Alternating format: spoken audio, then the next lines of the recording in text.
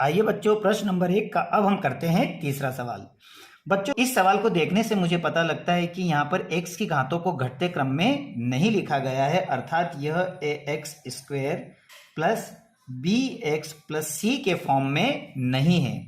तो सबसे पहले बच्चों मैं इस फॉर्म में इसको जमाता हूँ। तो पहले मैं लिखूंगा 6x², फिर लिखूंगा मैं -7x और -3। तो इस तरह से मुझे एक बहुपद प्राप्त हुआ। अब इस बहुपद के मुझे शून्यांक ज्ञात करना है। तो बच्चों, जो मैंने आपको नियम बताए थे उसी नियम से हम इसके शून्यांक निकालेंगे। तो नियम नंबर 1 मैंने बताया था कि पहली संख्या आखिरी की संख्या से मल्टीप्लाई करेगी, अर्थात 6 मल्टीप्लाई अर्थात 6×3 = 18। अब बच्चों, मुझे ऐसी टेबल लेना है जिसमें 18 हो, नियम नंबर 2, और लेकिन उसका जोड़ और घटाओ मेरे पास 7 आना चाहिए। तो बच्चों, 18 जो है 9 की टेबल में आता है। 9 को 9, 9 दूनी 18। क्या इन दोनों को जोड़ने या घटाने पे 7 आता है? तो मैं देखता हूं कि इन दोनों को घटाने पर 7 आता है। बच्चों, यहाँ फैक्टर करते समय आपको हमेशा ध्यान देना है कि बड़ी संख्या हमेशा आगे होना चाहिए और छोटी पीछे होना चाहिए। अब बच्चों, इस 7 की जगह में क्या लिखूंगा? 9 - 2। तो ये लिखा मैंने यहाँ पर 6x² - x, लेकिन 7 की जगह में लिखूंगा जो मैंने फैक्टर किया है 9 - 2 और -3। अब बच्चों, यहां से ब्रैकेट सोल्व कर लेता हूं। तो 6x² -9x और माइनस माइनस हो जाएगा प्लस 2x - 3 = 0। अब इन दोनों में से निकालते हैं अपन कॉमन। तो 3 की टेबल में 6 भी आता है और 9 भी आता है, तो मैं 3 को कॉमन निकाल लेता हूं। और 2x और 1x, तो 1x कॉमन हो गया। जब मैंने 3x कॉमन निकाला तो 3 3 3 दूनी 6, 2 बचेगा। और 2x में से 1x निकाला तो x बच जाएगा। और 3 3 9 और x में कॉमन निकाल चुका हूं। बच्चों, यहां से दोनों में से कुछ भी कॉमन ना निकले तो एक कॉमन निकल जाएगा +1, और +1 निकल रहा है तो यहाँ का निशान नहीं बदलेगा, अर्थात ये होगा 2x - 3 = 0। अब बच्चों, मैं देख रहा हूं कि ये दोनों ही ब्रैकेट सेम है, तो मैं इनमें से कॉमन ले लेता हूं 2x - 3, और दूसरे ब्रैकेट में आ जाएगा 3x + 1 जो बाहर का है। अब बच्चों, इसके बराबर में 0 और इसके बराबर में 0 मान लेता हूं। तो 2x - 3 बराबर में मान लेता हूं 0। इसका इधर पक्षांतरण कर देता हूं। तो 2x बराबर हो जाएगा +3, क्योंकि माइनस से इधर प्लस हो जाएगा पक्षांतरण पे। अब ये 2 यहाँ मल्टीप्लाई हो रहा है तो यहाँ डिवाइड हो जाएगा, अर्थात ये हो जाएगा 3/2। तो ये मेरा पहला शून्यांक आया। अब उसी तरह से मैं इसको 3x + 1 बराबर में 0 मान लेता हूं, एक का पक्षांतरण कर देता हूं। तो 3x बराबर -1 और 3 मल्टीप्लाई हो रहा था यहाँ आके डिवाइड हो जाएगा, अर्थात ये हो जाएगा -1/3। तो इस तरह से जो मुझे बहुपद मिला है मैंने उसके दो शून्यांक बहुत ही आसानी से निकाल लिए। अब बच्चों, इन शून्यांकों के द्वारा ये तो मेरा अल्फा हो गया और ये बीटा। अब इन शून्यांकों से मैं निकाल लेता हूं उत्तर की जांच। अब मैं करूंगा यहाँ इसके उत्तर की जांच। तो उत्तर की जांच बच्चों वही दो सूत्र, सम ऑफ जीरोस और प्रोडक्ट ऑफ जीरोस, अर्थात शून्यांकों का योगफल और शून्यांकों का गुणनफल। तो पहले मैं निकाल लेता हूं शून्यांकों का योगफल। शून्यांकों का योगफल है अल्फा प्लस बीटा। तो alpha plus beta minus b/a। b/a मतलब बच्चों अब हमें सूत्र याद हो ही गया होगा। इसका मतलब है कि मेरे पास आएगा -x का गुणांक अर्थात कोफिशिएंट, और यहां आ जाएगा x² का गुणांक। अब अल्फा बीटा, ये मेरा अल्फा है ये बीटा है, तो अल्फा की जगह मैं लिख दूंगा 3/2 प्लस बीटा की जगह में लिखूंगा -1/3 इक्वल x का कॉफिशिएंट मेरे पास में क्या है? x का कॉफिशिएंट है बच्चों मेरे पास -7। यहां पर जो हमने इक्वेशन बनाई वो हमें देखना है, ये हमारा रफ काम है। तो ये हो जाएगा हमारे पास में माइनस और -7 और अपॉन में x² का गुणांक अर्थात मेरे पास 6 है, तो ये हो गया 6। अब मैं इन दोनों का एलसीएम लूंगा, तो इन दोनों का एलसीएम 3 3 3 दूनी 6 हो गया। एलसीएम लेने के बाद एक क्रॉस मल्टीप्लाई करेगा, तो 3 3 9 प्लस माइनस माइनस और 2 1 2, और ये हो जाएगा माइनस माइनस प्लस 7/6। 9 में से 2 जाएंगे तो हमारे पास बचेगा 7/6 और इक्वल में 7/6। तो मैं देखता हूं कि यहां पर सम ऑफ जीरोस इक्वल है। अब मैं निकाल लेता हूं प्रोडक्ट ऑफ जीरोस अर्थात शून्यांकों का गुणनफल। तो शून्यांकों का गुणनफल होता है अल्फा डॉट बीटा और इसका मान होता है C/A, अर्थात C का मतलब होता है अचर पद और A का मतलब होता है एक्स स्क्वायर का गुणांक। अब बच्चों इस फार्मूले में जमाता हूं तो अल्फा का मान मेरे पास 3/2 है, ये अल्फा ये बीटा, तो ये लिखा मैंने 3/2 मल्टीप्लाई बीटा का मान है मेरे पास -1/3 इक्वल सी का मान बच्चों मतलब अचर पद आपके पास क्या है -3, तो आप लिख लीजिए -3 और एक्स स्क्वायर का गुणांक अर्थात ये रहा एक्स स्क्वायर का गुणांक अर्थात कॉफिशिएंट 6 हो गया। इन दोनों का मल्टीप्लाई तो प्लस माइनस -3 बन जा 3 और 3 3 दूनी 6 और उसी तरह से -3/6 हमारा ये आ गया है। तो ये वैल्यू भी आपस में इक्वल है। तो मैं कह सकता हूं कि शून्यांकों का योगफल और गुणनफल इक्वल है, अर्थात ये शून्यांक मेरे सही है और यही आपका आंसर है। आइए बच्चों अब हम करते हैं क्वेश्चन नंबर 1 का 4th सवाल। बच्चों चौथे नंबर का सवाल बहुत ही इजी सवाल है, लेकिन परीक्षा में यह अधिकतर सवाल आता है। तो इस सवाल में मुझे दिया है इन्होंने बहुपद की 4u² प्लस 8u। तो बच्चों इस बहुपद को सॉल्व करने के लिए इसे अगर हम बहुपद के जनरल फॉर्म की अगर बात करें तो चूंकि ये ax² plus bx plus c के पूरे फॉर्म में नहीं है, मैं यहाँ देखता हूं कि मुझे इन्होंने ax² वाला पद दिया है, bx वाला पद दिया है, लेकिन अचर पद नहीं दिया है। अगर इसने अचर पद नहीं दिया है c का मान, तो c का मान बच्चों ये ध्यान रखना वो क्या होगा, 0 होगा, अगर इन्होंने अचर पद c का मान नहीं दिया है तो। अब बच्चों हम करते हैं इस सवाल को। तो इस सवाल को करने के लिए सबसे पहले यहाँ से हम कॉमन निकाल लेते हैं। तो यहाँ से कॉमन 4 जा रहा है क्योंकि 4 की टेबल में 8 आता है, तो मैं 4 को कॉमन निकाल लेता हूँ और 2u में से 1u भी कॉमन निकल जाएगा, अर्थात यहाँ से u भी चला जाएगा, अर्थात 4u कॉमन हो गया। अब हमारे पास क्या बच रहा है, 2u में से 1u निकलेगा तो 1u बच जाएगा प्लस 4 4 4 दूनी 8 और 1u हमारा बाहर हो गया। इक्वल में क्या मान लेता हूं 0। अब 4u यहां मल्टीप्लाई हो रहा है तो यहां डिवाइड हो जाएगा, या फिर अब हम करते हैं बच्चों 4u के बराबर हम 0 मान लेते हैं और u + 1 के बराबर हम 0 मान लेते हैं। तो 4u बराबर में मान लेता हूं। तो अब ये जो 4 है यहां मल्टीप्लाई हो रहा है तो यहां आके डिवाइड हो जाएगा, अर्थात ये हो जाएगा u बराबर 0/4। तो u बराबर बच्चों हो जाएगा 4 शून्य 0। तो ये आपका आ गया पहला मान। अब बच्चों उसी तरह से मैं इसके बराबर 0 मान लेता हूं, अर्थात u + 2 बराबर में मान लू 0, तो u बराबर हो जाएगा -2। तो मैं कह सकता हूं कि बहुपद के दो शून्यांक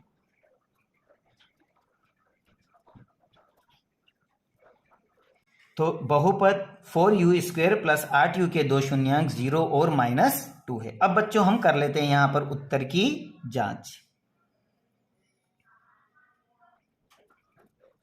तो उत्तर की जांच में वही सम ऑफ जीरोस और प्रोडक्ट ऑफ जीरोस मतलब शून्यांकों का योगफल। तो शून्यांकों का योगफल होता है अल्फा प्लस बीटा अर्थात -b/a, या मैं लिख सकता हूं यहां पर -x का गुणांक या x² का गुणांक। तो अब अल्फा का मान बच्चों पहला वाला जो शून्यांक वो आपका अल्फा है और दूसरा वाला आपका बीटा है। तो आप अल्फा की जगह क्या लिखोगे 0 और बीटा की जगह आप लिखोगे -2। उसी तरह बी का मान बच्चों, तो ये आपका ए का मान, ये बी का मान। तो बी का मान क्या है बच्चों, तो बी का मान आपके पास में है, ये ए है ये बी है, तो बी का मान है आपके पास में 8। तो आप यहाँ लिखोगे 8 -8 हो जाएगा और ए का मान है आपके पास 4। ये प्लस -2 हो जाएगा और बरोबर 4 4 4 दूनी 8। अब मैं क्या देख रहा हूं कि यहां पर मूलों का योगफल -2 इक्वल आ गया है। अब मैं निकाल लेता हूं शून्यांकों का गुणनफल। तो शून्यांकों का गुणनफल होता है अल्फा डॉट बीटा अर्थात C/A। तो अल्फा कितना है बच्चों मेरे पास 0 और बीटा कितना है -2, तो मैं यहाँ मान रख देता हूँ। तो ये लिखा मैंने 0 मल्टीप्लाई -2 इक्वल सी का मान। तो ये हमारे पास ए बी और सी का मान चूंकि यहाँ नहीं दिया है, इसलिए मैं सी का मान क्या रखूंगा 0 और ए का मान है मेरे पास में 4। अब -2 जब 0 में मल्टीप्लाई करेगा 2 शून्यम 0 और 4 जब 0 को डिवाइड करेगा तो 4 शून्यम 0। तो मैं देखता हूं यहां पर कि प्रोडक्ट ऑफ जीरोस अर्थात शून्यांकों का गुणनफल भी इक्वल आ गया। तो मैं कह सकता हूं कि मेरा यह आंसर सही है और यही आपका उत्तर है। आइए बच्चों, अब हम करते हैं प्रश्न नंबर 1 का 5वां सवाल। बच्चों यह सवाल हमने उदाहरण में जो सवाल किया था ठीक उसी तरह से सवाल है। तो इस सवाल को हल करने के लिए बच्चों जब मैं इसका बहुपद का जनरल फॉर्म लिखता हूं तो इसका जनरल फॉर्म है ax² प्लस bx+c। अब बच्चों मैं यहाँ पे क्या देख रहा हूं कि a का मान तो उन्होंने दिया है t², c का मान उन्होंने अचर पद दिया है, लेकिन इन्होंने bx का मान नहीं दिया है। तो इस कंडीशन में b का मान 0 होगा। आप इस चीज को अच्छी तरह से याद रखना। अब मैं इस सवाल को जब हल करता हूं तो बच्चों यहां पर हम फैक्टर विधि से तो कर नहीं पाएंगे, तो अब मैं इसे क्या करता हूं, इसको फार्मूला मेथड से करता हूं। तो फार्मूला मेथड से करने के लिए मैं लिखूंगा यहां पर t का होल स्क्वायर, उसी तरह मैं 15 का भी होल स्क्वायर करूंगा, लेकिन 15 का होल स्क्वायर करने के लिए मुझे इसे रूट के अंदर लेना होगा अर्थात करनी के अंदर। अब बच्चों इसको जब मैं सॉल्व करता हूं तो आपको पता है कि रूट 15 को जब मैं मल्टीप्लाई करता हूं, उदाहरण के लिए रूट 15 मल्टीप्लाई रूट 15, तो इनका दोनों का मल्टीप्लाई 15 ही आता है। तो जब इसका रूट का होल स्क्वायर करते हैं तो इसका 15 ही मान होता है जो ये सही आता है। तो हम ऐसा इसको लिख सकते हैं। अब बच्चों यहां पर मैं फार्मूला लगा सकता हूं। मेरा एक फार्मूला बनता है कि a square minus B square बराबर होता है a माइनस बी और a प्लस बी। तो मैं इसे 2 बार लिख देता हूं, एक बार माइनस में और एक बार प्लस में। तो t माइनस रूट 15 और t प्लस रूट 15 बराबर 0। अब मैं इसके बराबर 0 और इसके बराबर दोनों ब्रैकेट के बराबर में 0 मान लेता हूं। तो t माइनस रूट 15 बराबर 0। अब मैं 15 का पक्षांतरण करता हूं तो t का मान आ जाएगा प्लस 15, क्योंकि पक्षांतरण करने पे अपने निशान बदल देगा।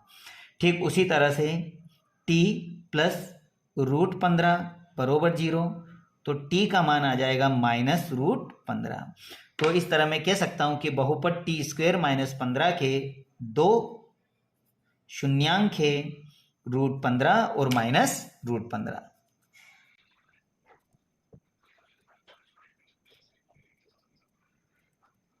और यही आपका आंसर है। अब बच्चों इसकी मुझे करना है उत्तर की जांच। तो आइए अब हम कर लेते हैं उत्तर की जांच। शून्यांकों का योगफल। तो शून्यांकों का योगफल होता है alpha plus beta equal minus B by A, अर्थात यहां पर हमारा जो बहुपद है वो टी में दिया है, इसलिए मुझे यहां टी लिखना होगा। तो मैं लिखूंगा यहां माइनस टी का गुणांक और अपॉन में आ जाएगा टी स्क्वायर का गुणांक।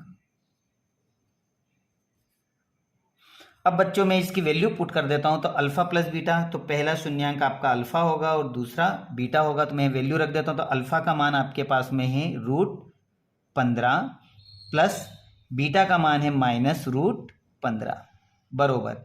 अब बच्चों मैंने आपको पहले ही कहा था कि b का मान हमारा 0 होगा, क्योंकि b की वैल्यू इन्होंने नहीं दी है।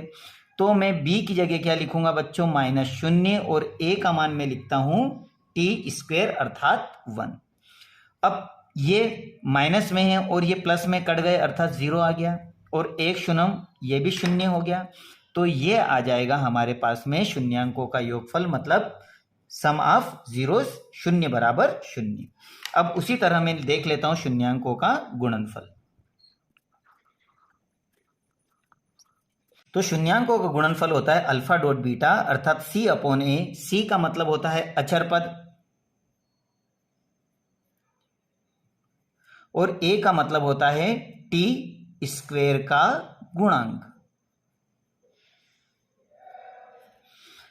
अब बच्चों अल्फा का मान है मेरे पास में √15, तो ये मैंने 15 लिख दिया, और उसी तरह बीटा का मान है मेरे पास में मल्टीप्लाई -√15 इक्वल सी का मान, तो सी का मान मेरे पास 15 है और ए का मान मेरे पास में टी स्क्वायर का कॉफिशिएंट अर्थात 1 है। जब √15 मल्टीप्लाई करेंगे तो यह एक जोड़ा बना लेगा और जोड़े से √15 बाहर आ जाएगा -15 और ये आ जाएगा आपके पास -15। तो मैं देखता हूं कि इन दोनों की वैल्यू भी इक्वल आ जाती है। अगर सम ऑफ जीरोस और प्रोडक्ट ऑफ जीरोस के मान बराबर आ जाए तो इसका मतलब है कि आपके शून्यांक सही है और यही इसके उत्तर की जांच है। आइए बच्चों अब हम करते हैं क्वेश्चन नंबर 1 का छठा सवाल। तो बच्चों छठा सवाल में इन्होंने मुझे बहुपद दिया है 3x² - x - 4 और इसके मुझे शून्यांक निकालकर इसके उत्तर की जांच करना है। तो बच्चों वही दो नियम जो मैंने आपको बताए थे। पहला नियम x² का कॉफिशिएंट आखिरी की संख्या में गुणा करेगा अर्थात 3 × 4 तो 4 3 12। नियम नंबर 2 क्या कहता है कि जो मेरा 12 आया है 12 के ऐसे फैक्टर करो जिसका जोड़ या घटाओ बीच का कॉफिशिएंट अर्थात 1 आ जाना चाहिए। तो मैं देखता हूँ 4 × 4 4 × 2 8 4 3 12 होता है, लेकिन क्या इन दोनों को जोड़ने या घटाने, तो यहाँ घटाने पर 1 आता है, तो ये तो हो गया हमारा इसका फैक्टर। अब इसको मैं यहाँ लिख लेता हूँ, तो ये हो जाएगा मेरे पास 3x² - x, लेकिन ये 1 की जगह में क्या लिखूंगा 4 - 3 - 4। अब यहाँ से मैं ब्रैकेट सोल्व कर लेता हूँ, तो 3x² - 4x और माइनस माइनस प्लस 3x - 4 बराबर 0। अब इन दोनों में से हम निकाल लेते हैं कॉमन, तो 3 की टेबल में 4 नहीं आता है और x यहाँ से कॉमन निकल सकता है, तो मैं x को निकाल लेता हूँ कॉमन। तो x को कॉमन निकालूंगा तो ये बचेगा 3x - 4। और बच्चों यहाँ से कुछ भी कॉमन नहीं जा रहा है तो हम 1 कॉमन निकाल लेते हैं, तो ये हो जाएगा 3x - 4 बराबर 0। अब इन दोनों में से हम कॉमन निकाल लें, तो 3x - 4 और दूसरा हो जाएगा मेरे पास x + 1 बराबर 0। अब मैं इस ब्रैकेट के बराबर 0 और इसके बराबर में 0 मान लेता हूँ, तो 3x - 4 बराबर 0। तो 3x बराबर इसका पक्षांतरण करने पे आएगा 4, तो इस तरह से x का मान आ जाएगा 4/3 क्योंकि मल्टीप्लाई हो रहा था यहाँ के डिवाइड। उसी तरह x + 1 बराबर 0। अब 1 का पक्षांतरण कर दो तो x बराबर हो जाएगा -1। तो ये तो बच्चों आपके बहुपद के आ गए दो शून्यांक। तो मैं कह सकता हूं कि बहुपद के दो शून्यांक 4/3 और -1 है।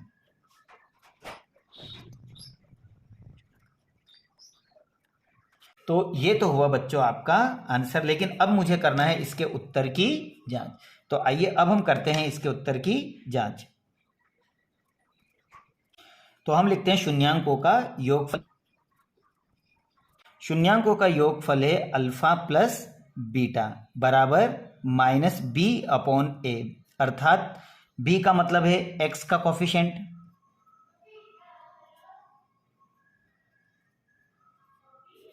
और x² का गुणांक। अब बच्चों अल्फा और बीटा का मान मुझे पता है, ये अल्फा है और ये बीटा है, तो अल्फा की जगह मैं लिखूंगा 4/3 प्लस और बीटा की जगह लिखूंगा मैं -1 इक्वल b का मान, तो ये a का मान है, b का मान, तो b का मान -1 है, तो माइनस तो मेरे फार्मूले का है और -1 यहां से मान लिया मैंने, और a का मान है मेरा x² का कॉफिशिएंट अर्थात 3। अब मैं इसको सॉल्व कर लेता हूं, तो सबसे पहले मैं इसका एलसीएम ले लूं, तो इसके बटे में कुछ नहीं मतलब 1 है, तो इन दोनों का एलसीएम होगा 3 होने के बाद एक क्रॉस मल्टीप्लाई करेगा तो 4 प्लस माइनस माइनस और 3 1 जा 3 इक्वल माइनस माइनस ये हो गया प्लस 1/3। 4 में से 3 जाएंगे तो आपके पास बचेंगे 1/3 इक्वल है 1/3। तो बच्चों ये तो आ गया मेरे शून्यांकों का योगफल सम ऑफ जीरोस 1/3 इक्वल आ गया। अब मैं निकाल लेता हूं शून्यांकों का गुणनफल।